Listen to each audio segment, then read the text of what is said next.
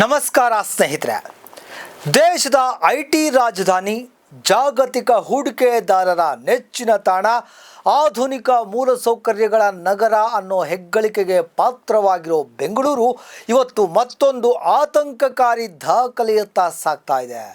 ಅದು ಪಾದಾಚಾರಿಗಳ ಸಾವಿನ ಸಂಖ್ಯೆಯಲ್ಲಿ. ಪ್ರತಿ ವರ್ಷ ನೂರಾರು ಮಂದಿ ತಮ್ಮ ತಪ್ಪಿಲ್ಲದೆ ಇದ್ರೂ ರಸ್ತೆ ಅಪಘಾತಗಳಿಗೆ ಬಲಿಯಾಗ್ತಾ ಇದ್ದಾರೆ. ವಾಹನ ಚಾಲಕರ ಅಜಾಗರೂಕತೆ ಒಂದು ಕಾರಣವಾಗಿದ್ದರೆ, ಅದಕ್ಕಿಂತ ದೊಡ್ಡ ಕಾರಣ ಪಾದಚಾರಿಗಳಿಗೆ ಸುರಕ್ಷಿತವಾಗಿ ನಡೆಯಲು ನಗರದ ಆಡಳಿತ ವ್ಯವಸ್ಥೆ ವಿಫಲವಾಗಿರೋದು. ಲಭ್ಯವಿರುವ ಅಂಕಿಅಂಶಗಳ ಪ್ರಕಾರ 2023ರಲ್ಲಿ 232 ಮಂದಿ ಪಾದಚಾರಿಗಳು ಸಾವನ್ನಪ್ಪಿದ್ರೆ 2024ರಲ್ಲಿ ಈ ಸಂಖ್ಯೆ 246ಕ್ಕೆ ಏರಿದೆ. 2025ರಲ್ಲಿ 260 ಮಂದಿ ಸಾವನ್ನಪ್ಪಿದ್ದು, 2026ರ ಏಪ್ರಿಲ್ ತಿಂಗಳಲ್ಲೇ 90 ಮಂದಿಗೂ ಹೆಚ್ಚು ಪ್ರಾಣವನ್ನು ಕಳೆದುಕೊಂಡಿದ್ದಾರೆ. ಈ ಅಂಕಿಅಂಶಗಳು ನಗರಾಭಿವೃದ್ಧಿಯ ಮತ್ತೊಂದು ಕರಾಳ ಮುಖವನ್ನು ತೆರೆದಿಡ್ತಾ ಇದೆ. ಫುಟ್ಪಾತ್ಗಳು ಸಾರ್ವಜನಿಕರಿಗಲ್ಲ, ವ್ಯಾಪಾರಿಗಳಿಗೆ. ಬೆಂಗಳೂರು ನಗರದ ಪ್ರಮುಖ ರಸ್ತೆಗಳಲ್ಲಿ ಪಾದಾಚಾರಿ ಮಾರ್ಗಗಳು ಇದ್ದರೂ ಕೂಡ ಸಾರ್ವಜನಿಕರ ಬಳಕೆಗೆ ಲಭ್ಯ ಇಲ್ಲ.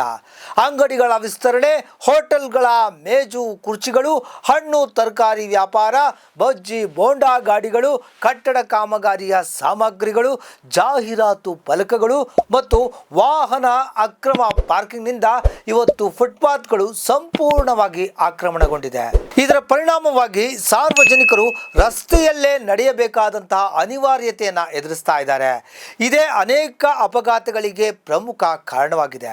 ಇನ್ನು ನಗರದಲ್ಲಿ ಸಾವಿರಾರು ಕೋಟಿ ರೂಪಾಯಿ ವೆಚ್ಚದಲ್ಲಿ ರಸ್ತೆ ಅಭಿವೃದ್ಧಿ ಕಾಮಗಾರಿಗಳು ನಡೀತಾ ಇದ್ದಾವೆ. ಆದರೆ ಪಾದಚಾರಿಗಳಿಗೆ ಮೂಲಭೂತ ಹಕ್ಕಾಗಿರುವಂತಹ ಸುರಕ್ಷಿತ ಓಡಾಟಕ್ಕೆ ಅವಕಾಶ ಕಲ್ಪಿಸುವಲ್ಲಿ ಆಡಳಿತ ವಿಫಲ ಆಗಿದೆ. ಅಂಡರ್ ಪಾಸ್ಗಳು ಈಗ ವ್ಯಾಪಾರದ ಕೇಂದ್ರಗಳು. ಪಾದಚಾರಿಗಳ ಸುರಕ್ಷತೆಗಾಗಿ ನಿರ್ಮಿಸಲಾದಂತಹ ಅಂಡರ್ ಪಾಸ್ಗಳು ತಮ್ಮ ಮೂಲ ಉದ್ದೇಶವನ್ನು ಕಳೆದುಕೊಂಡಿದ್ದಾವೆ. ಮೆಜೆಸ್ಟಿಕ್ ಪ್ರದೇಶದ ಅಂಡರ್ ಪಾಸ್ಗೆ ಕಾಲಿಟ್ಟರೆ ಸಾಕು, ಅದು ಪಾದಾಚಾರಿ ಮಾರ್ಗಕ್ಕಿಂತಲೂ ಸಂತೆ ಮಾರುಕಟ್ಟೆಯಂತೆ ಕಾಣುತ್ತೆ. ಪಾದರಕ್ಷೆಗಳು, ಎಲೆಕ್ಟ್ರಾನಿಕ್ಸ್ ಗೂಡ್ಸ್ಗಳು, ಮೊಬೈಲ್ ಪರಿಕರಗಳು ಸೇರಿದಂತೆ ವಿವಿಧ ವ್ಯಾಪಾರ ಚಟುವಟಿಕೆಗಳು ನಡೀತಿವೆ. ಮೆಟ್ರೋ ನಿಲ್ದಾಣ ಮತ್ತು ರೈಲ್ವೆ ನಿಲ್ದಾಣ ಸಂಪರ್ಕವನ್ನು ಕಲ್ಪಿಸುವಂತಹ ಪ್ರಮುಖ ಮಾರ್ಗವೇ ಇವತ್ತು ಅತಿಕ್ರಮಣಕ್ಕೆ ಒಳಗಾಗಿದೆ. ಪಾದಚಾರಿಗಳಿಗೆ ಮೀಸಲಾದ ಜಾಗ ಇದೀಗ ವ್ಯಾಪಾರಿಗಳ ವಶವಾಗಿದೆ. ಓಕಳಿಪುರಂ ಸ್ಕೈವಾಕ್ ಅಪೂರ್ಣ ಕಾಮಗಾರಿಯ ಸಂಕೇತ. ಸಾರ್ವಜನಿಕರ ಸುರಕ್ಷತೆಯ ದೃಷ್ಟಿಯಿಂದ ನಿರ್ಮಿಸಲಾದಂತಹ ಓಕಳಿಪುರಂ ಸ್ಕೈವಾಕ್ 2 ವರ್ಷಗಳಾದರೂ ಕೂಡ ಸಂಪೂರ್ಣ ಕಾರ್ಯನಿರ್ವಹಣೆಗೆ ಬಂದಿಲ್ಲ. ವಯೋವೃದ್ಧರು ಮತ್ತು ಅಂಗವಿಕಲರಿಗೆ ಅಗತ್ಯವಾದಂತಹ ಲಿಫ್ಟ್ ವ್ಯವಸ್ಥೆ ಇಲ್ಲ. ಕಾಮಗಾರಿ ಪೂರ್ಣಗೊಳ್ಳದ ಕಾರಣ ಬಹುತೇಕ ಜನರು ಸ್ಕೈವಾಕ್ ಅನ್ನು ಬಳಸದೆ ರಸ್ತೆಯನ್ನು ದಾಟ್ತಾ ಇದ್ದಾರೆ. ಇದರಿಂದಾಗಿ ವಾಹನ ಸಂಚಾರದ ಮಧ್ಯೆ ಜೀವವನ್ನು ಕೈಯಲ್ಲಿ ಹಿಡಿದು ರಸ್ತೆ ದಾಟಬೇಕಾದಂತಹ ಪರಿಸ್ಥಿತಿ ಕೂಡ ಮುಂದುವರೆದಿದೆ. ಕೆಆರ್ ಮಾರುಕಟ್ಟೆ ಅಂಡರ್ ಪಾಸ್ನ ಕಳಪೆ ನಿರ್ವಹಣೆ. ಸ್ಮಾರ್ಟ್ ಸಿಟಿ ಯೋಜನೆಯಡಿ ಸುಮಾರು 21 ಕೋಟಿ ರೂಪಾಯಿಯ ವೆಚ್ಚದಲ್ಲಿ ಅಭಿವೃದ್ಧಿಪಡಿಸಲಾದಂತಹ ಕೆಆರ್ ಮಾರುಕಟ್ಟೆ ಅಂಡರ್ ಪಾಸ್ ಈಗ ನಿರ್ವಹಣೆಯ ಕೊರತೆಯಿಂದ ಸಮಸ್ಯೆಗಳ ಗೂಡಾಗಿದೆ. ಕೋಟ್ಯಾಂತರ ರೂಪಾಯಿ ವೆಚ್ಚದಲ್ಲಿ ಅಳವಡಿಸಲಾದಂತಹ ಎಸ್ಕಲೇಟರ್ಗಳು ಬಹುತೇಕ ಕಾರ್ಯವನ್ನೇ ನಿರ್ವಹಿಸ್ತಾ ಇಲ್ಲ. ವಿಕ್ಟೋರಿಯಾ ಆಸ್ಪತ್ರೆ, ಕಲಾಸಿಪಾಳ್ಯ ಸೇರಿದಂತೆ ಹಲವು ಪ್ರದೇಶಗಳಿಗೆ ಸಂಪರ್ಕವನ್ನು ಕಲ್ಪಿಸುವ ಈ ಮಾರ್ಗವನ್ನು ಬಳಸಬೇಕಾದ ಹಿರಿಯ ನಾಗರಿಕರು ಮತ್ತೆ ರಸ್ತೆಯನ್ನೇ ಆಶ್ರಯಿಸುವಂತಾಗಿದೆ. ಅಭಿವೃದ್ಧಿಯ ಹೆಸರಲ್ಲಿ ನಿರ್ಲಕ್ಷ್ಯ. ಬೆಂಗಳೂರು ನಗರದಲ್ಲಿ ಪ್ರತಿ ವರ್ಷ ಸಾವಿರಾರು ಕೋಟಿ ರೂಪಾಯಿ ಮೂಲಸೌಕರ್ಯ ಅಭಿವೃದ್ಧಿಗೆ ಮೀಸಲಾಗ್ತಾ ಇದೆ. ಆದರೆ ಆ ಅಭಿವೃದ್ಧಿಯ ಫಲ ಸಾಮಾನ್ಯ ಪಾದಚಾರಿಗಳಿಗೆ ತಲುಪ್ತಾ ಇಲ್ಲ. ಒಂದೆಡೆ ಹೊಸ ಫ್ಲೈಓವರ್ಗಳು, ಮತ್ತೊಂದೆಡೆ ಸುರಂಗ ರಸ್ತೆಗಳ ಯೋಜನೆಗಳು, ಇನ್ನೊಂದೆಡೆ ಸಿಗ್ನಲ್ ಮುಕ್ತ ಕಾರಿಡಾರ್ಗಳ ಕನಸು. ಆದರೆ ಕಾಲ್ನಡಿಗೆಯಲ್ಲಿ ಸಾಗುವ ನಾಗರಿಕನ ಸುರಕ್ಷತೆ ಮಾತ್ರ ಯಾರ ಆದ್ಯತೆಯೂ ಆಗಿಲ್ಲ. ನಗರ ಯೋಜನೆಗಳಲ್ಲಿ ವಾಹನಗಳಿಗೆ ನೀಡುವ ಆದ್ಯತೆ ಪಾದಚಾರಿಗಳಿಗೆ ಸಿಗ್ತಾನೇ ಇಲ್ಲ. ಇದೇ ಕಾರಣಕ್ಕೆ ಬೆಂಗಳೂರು ಜನರ ನಗರಕ್ಕಿಂತ ವಾಹನಗಳ ನಗರವಾಗಿ ರೂಪುಗೊಳ್ತಾ ಇದೆ. ಹೊಣೆ ಹೊರುವವರು ಯಾರು?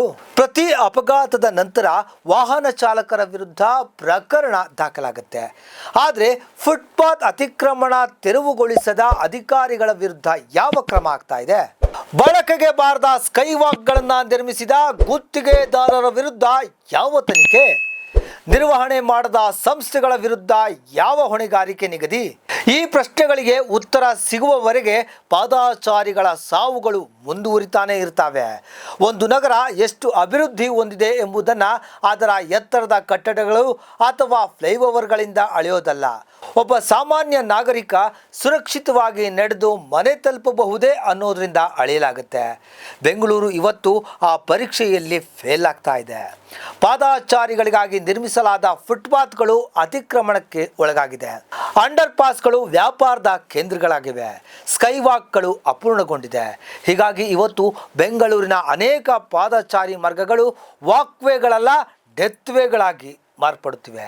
ನಗರದ ಆಡಳಿತ ವ್ಯವಸ್ಥೆ ಇನ್ನಾದರೂ ಎಚ್ಚೆತ್ತುಕೊಂಡು ಪಾದಾಚಾರಿಗಳ ಜೀವ ರಕ್ಷಣೆಗೆ ಆದ್ಯತೆ ನೀಡಿದ್ರೆ ಮುಂದಿನ ವರ್ಷಗಳ ಅಂಕಿ ಅಂಶಗಳು ಇನ್ನಷ್ಟು ಭಯಾನಕವಾಗುವ ಸಾಧ್ಯತೆ ಇದೆ.